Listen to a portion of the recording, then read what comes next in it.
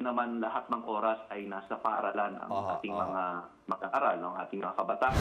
Maganda yung policy ng DepEd, no? Ang problema po namin sa policy, yung implementation.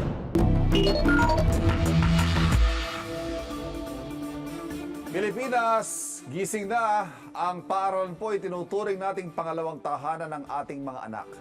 Pero kaliwat kanan po ngayon ang insidente kung saan mga estudyante rin mismo ang nasasangkot sa mga karahasan. Kaya mga magulang hindi maiwasang mag-alala. Bilang isang guro, nakararamdam tayo dito ng kalungkutan sapagkat nakikita natin na sana yung paaralan yung siyang magsisilbing safe space o ligtas na espasyo para sa ating mga mag-aaral. Siyempre po bilang magulang, nakakatakot po yung ganong insidente. Siyempre, mga magulang ayaw din po na mangyari yung sa mga anak. Siyempre nakakabahala siya, lalo yung anak ko, grade 1. Nakakaba. Kasi di natin hawak yung panahon eh. Akala mo, safe sa school yung pala hindi. There are many crises that are pressing as of the moment. Tapos dumagdag pa itong mga violence na ganito. Yan po ang ating pag-uusapan, lilinawin at hihimayin. On record, sa unang hearing. Hitik po tayo ngayong umaga, mga kasama natin, President ng National Parent-Teacher Association o PTA, Sir Willie Rodriguez. Sir, welcome.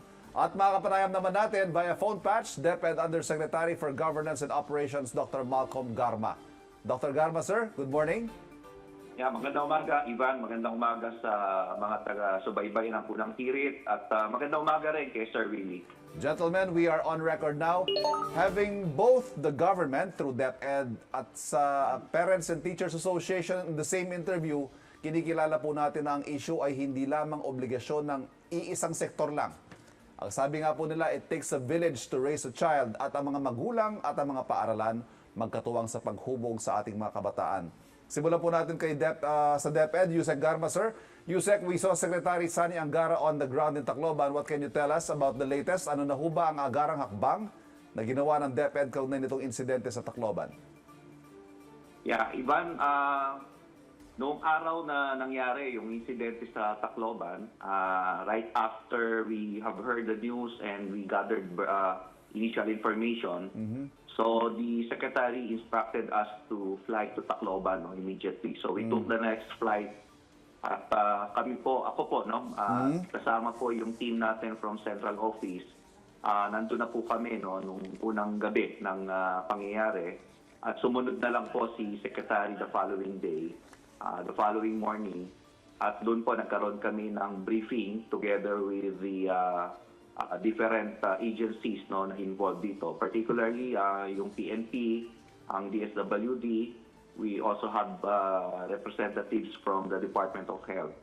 So immediately ang concern natin dito, Ivan, is to make sure that yung mga nasugatan natin na nasa mga hospital at that time ay makarecover kaagad at mabigyan ng sapat na lunas, makarecover at at the same time ay mag-normalize yung kanilang mga emotions. Mataas kasi yung emotions and psychological anxiety, Ivan, at that time. Second is really to ensure also yung mga school personnel natin, yung teachers natin, mga non-teaching personnel, many of them were also traumatized, Ivan. So, magkaroon din ng psychosocial first aid, at at the same time ay may kwento rin nila kung ano yung kanilang mga naranasan. So on the part of DepEd, nagbigay po ng konting tulong pinansyal ang ating kalihim at we made sure that yung mga agencies concerning health, particularly yung hospitals natin, DSWD, DOH, makuha namin yung commitment nila na yung mga nasugatan as much as possible ay hindi sana gumastos para sa kanilang hospitalization. Then the Secretary also made time to visit yung mga namatayan natin. So 3 po yung casualties natin at yun po ay dinalaw namin isa-isa. So Ivan, yan yung mga unang action na ginawa natin on the part of DepEd. And also ang DepEd division naman ng Tacloban City, immediately they suspended classes muna, Ivan. Not only in the school but in the entire Tacloban City, lahat ng mga public and private schools natin. So that medyo mag-normalize yung situation. But some of the schools already resumed classes. But for San Jose, I think until now, suspended pa yung klase because, yun nga, no? I think that's part of the topic today. Normalize pa natin yung height of emotion, no? At anxiety ng mga tao. Yusek, napakalaking insidente po nito, but unfortunately, hindi lang po siya isa. Nagkataon po, nagkasunod-sunod yung mga insidente ng karahasan sa mga paaralan. Prior to the shooting incident in Tacloban, may knife attack naman sa Cavite at most recently may stabbing din sa Negros Occidental involving students din po. Yusek, why is this happening and what are we doing? What are we going to do about it in the immediate term? Okay. So, Ivan, gusto lang natin ding bigyang diin muna, no? Na sa dami ng eskwelahan natin, no? More than 45,000. 47,000 yan, including private schools. At alam naman natin na geographically talagang medyo challenge, no? Yung locations ng mga schools natin. At sa dami, no? In terms of population, in terms of... So, itong mga to, even though that we are not treating this as minor, no, but hindi naman talaga masasabi natin na sporadic ito or malawakan, no. Medyo isolated pa din, depende sa mga sitwasyon natin. So based on our initial trending, nakikita namin na madalas nangyayari ito during the first weeks of the school year, no. So, alam naman natin na before the opening of school year, nasa bakasyon ang mga bata. So, hindi natin alam, no? Baka during the vacation time, maraming inputs, no? Maraming influence na hindi na natin monitor. And I think this is one thing na maganda itong naging platform ninyo dahil kailangan talagang pag-usapan at ang pakikipagtulungan ng bahay, no, ng tahanan, ng magulang, ng pamilya at ng eskwelahan. Kasi kahit naman sinasabi natin yung prinsipyo ng loco parentis, hindi rin naman lahat ng oras ay nasa paaralan ang ating mga mag-aaral, ang ating mga kabataan. So may mga panahon din na nasa bahay sila. And Ivan, based on the details or the profiles, no, ng mga incidents natin, hindi lahat nangyayari sa loob ng school, no? May mga incidents tayo that happens outside, no? Outside the school. Yusek, but having said that, hindi pa rin po siyempre mapapawi yung pag-aalala ng mga magulang natin, ano? Sir Willie, anong sabi ng mga magulang? How are the parents feeling about this? Sa ngayon, ang daming reaksyon ng ating mga magulang, ano? Binubomba yung ating Facebook group natin sa ating mga messenger, paano ang gagawin namin. And then at marami po silang suggestion, ano? Tulad po paano mapapalakas ang ating PTA coordination, no? Collaboration with the schools, no? Mostly nga po kasi may mga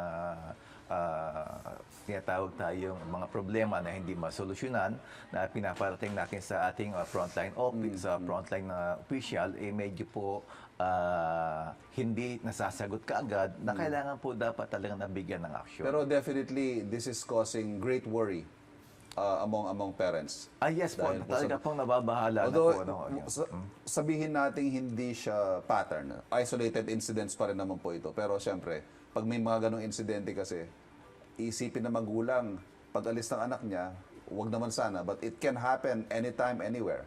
Yes po, no, kapag may mga pangyayari pong ganyan ng ating mga PTA leaders, no, former and incumbent PTA, tumatawag po kaagad yan at nagtatanong kung paano po ang gagawin.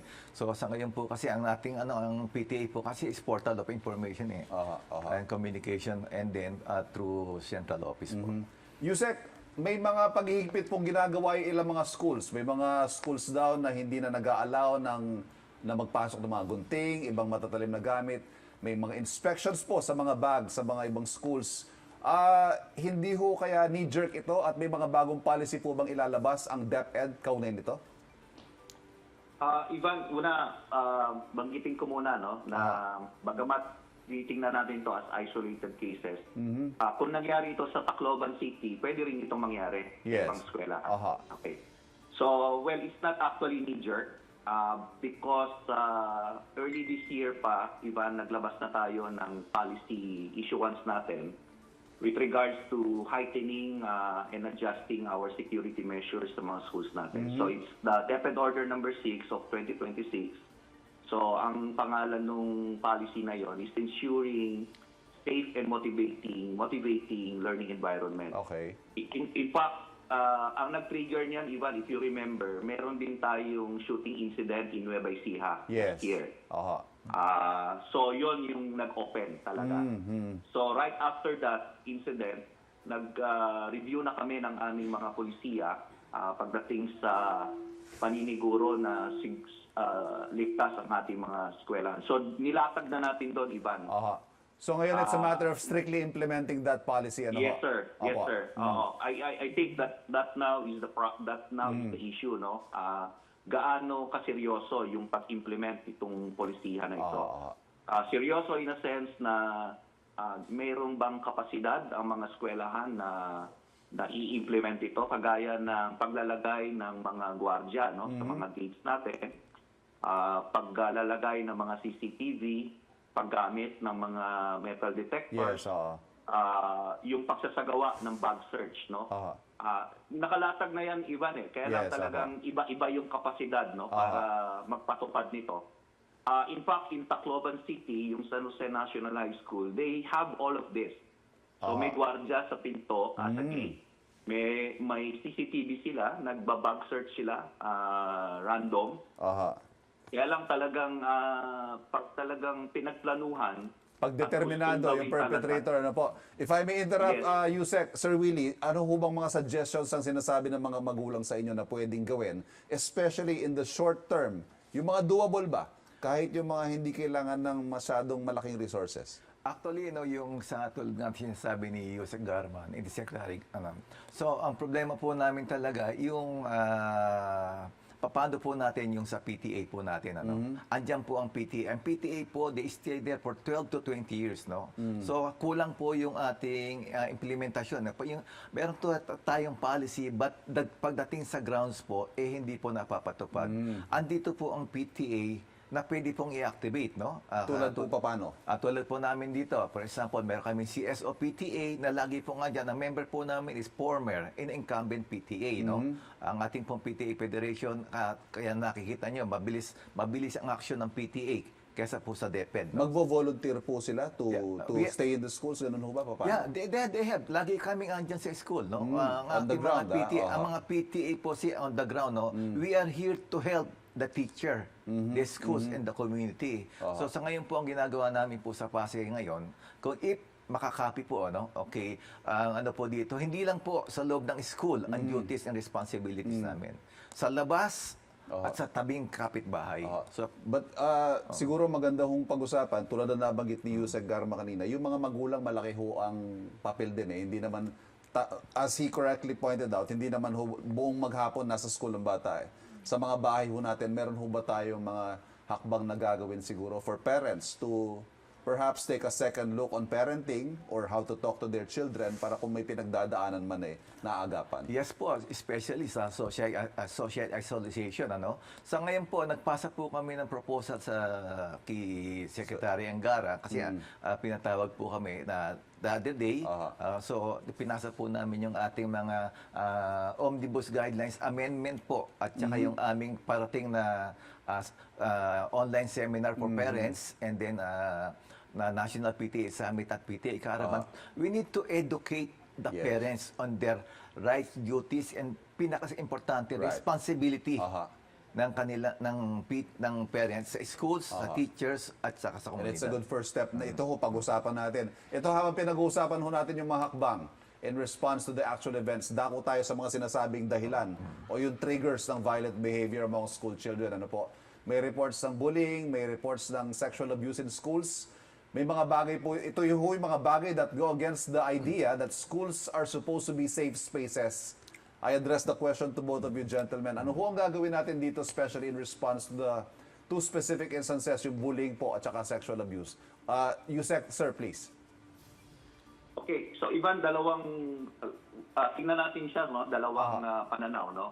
So, siyempre, yung preventive muna tayo, no? Apa. So, yung mga triggers kasi, Ivan, maraming panggagalingan yan, no? Yes. So, external influences, yung exposure ng mga bata sa social media, sa internet, and the contents, no? Na tinitignan nila. So, yun yung isang mga impluwensya. So, tingnan natin, yung panglimitasyon ng paggamit ng ating mga kabataan ng internet or social media, ito ba ay isang solusyon, no, para mabawasan yung posibleng triggers, no, na magalit. Ano ang Second, posisyon ng yung- DepEd dito, sir, by the way? Pinag-aaralan namin ngayon, Ivan, no? Kasalukuyang kino-consolidate natin kasi hindi naman natin pwede ito, again, nabanggit mo nga yung knee-jerk, no? Yes. Kailangan balansehin natin to, Ivan, kasi hindi naman masama talaga ang social media kung gagamitin lamang sa tama. Sa tama, No? So, oo. I think mas importante na makita natin paano gamitin sa magandang paraan ang or leverage of technology and social media for the better use, no? So, yun yung preventive. Again, yung role ng bahay, ng tahanan, ng pamilya at ng mga magulang, no? Kasi alam natin na kung ano yung values na nabuo, no, ng bata sa kanilang mga tahanan. Bit na niya yun, no? Hanggang sa eskwelahan. Pangatlo, yung mga activities natin, no, mga school-based activities that would divert the attention of our learners from these triggers. No? So kung mas positive yung activities natin, that's why, Ivan, pasensya na, isisingit ko lang, no? That's why we are already looking at scouting, sports, no, as one of those activities, no, para ma-divert, no, yung attention at ma-translate yung energies ng kabataan into something worthwhile. Si Sir Willie, And then, talk about sports. Dance sports ho, ano? Yun. po, yes Sir po. Willie. Yeah. Sorry, naputol ko kayo. Yeah, please go ahead. Please continue. Oo. Sige po, pakituloy po yung point ninyo, sir. I'm sorry, I Okay. interrupted. Sige, sorry. So yun, no, scouting and sports, isa yan sa tinitingnan natin, no. Second, yung reactive na, no, yung meron nang nangyayari. So I think what is really important that we would like to pursue really, no, sa schools natin, magkaroon ng avenue for expression yung mga bata. So marami doon isa sa mga trigger talaga hindi nila kasi na-express. And to be fair, even sa bahay, sa mga magulang, hindi nagsasalita, no? Ang minsan nagsasalita yung ating mga mag-aaral, sa kapwa nila mag-aaral din. So what we would like to develop really is yung magkaroon ng platform for communication and expression sa mga eskwelahan natin. Kasi dito natin makikita kung ano yung sa loobin ng mga bata. Isa, pagka hindi na ilalabas, pumuputok parang bulkan. Si Sir Willie. And then, lastly na lang, Ivan, no? Lastly, Ivan, we'd like to really invest on data. So gusto nating tignan yung pattern, gusto nating tignan saang lugar nangyayari ito, usually nangyayari, anong panahon nangyayari ito, ano yung nature, ano yung profile. So data is very important. At makatulong sana yung mga academies natin, no, yung mga academic institutions to really make us understand why is this happening. Sir Willie, your thoughts, sir? Okay, no, ang sa akin kasi ang especially maganda yung policy ng DepEd, no. We have a working president and a very working DepEd secretary na talaga nasa edukasyon. Ang problema po namin sa policy yung implementation, ano. Hindi po talaga na-implementa. Maganda yung guidelines, no. Ang hinihingi po lang namin sa DepEd, yung strict implementation of DepEd guidelines, especially, no, yung speedy trial ng aming mga kasi I receive 5 complaints a day. Pagka pinasa po namin yan sa eskwelahan at hindi pinansin, dadali namin sa central office. Pagdating sa central office, ibababa na naman. So ngayon, pagdating sa legal, what I found out sa legal, merong kutsabahan din sa illegal. Kapag ka, ang ano po kasi, Yusek Garma, ang ano po dito, isa po sa nakikita namin, upon my research, yung ating legal office, kailangan po talagang tignan din. Kasi nga po, before we file a complaint, aabutin kami ng 3 months bago po magkaroon ng hearing. So graduate na po yung bata, elementary, nag-complain kami, nasa college na yung bata, hindi pa rin po na-resolve ba. This is the one problem. Tulad kahapon, may another report na naman, and then, hindi na namin alam kung saan ipapasa. And buti na lang po, meron na po tayong so we need kumbaga at least speedy trial ng Closer mga reklamo po. coordination and more prompt response from prompt response po. siguro po Reactive, something that reactive we can kagad. pursue in future interviews. Unfortunately, wala na ho tayo oras. Magpapasalamat na po kami. DepEd Undersecretary Malcolm Garma, sir, thank you. Yeah, maraming salamat, Ivan. Sir Willie Rodriguez, sir, maraming salamat po sa pagbahagi ng saloobin at pananaw ng PTA. Ang mga issue pinag-uusapan po natin, lilinawin at hihimayin on record. Hearing.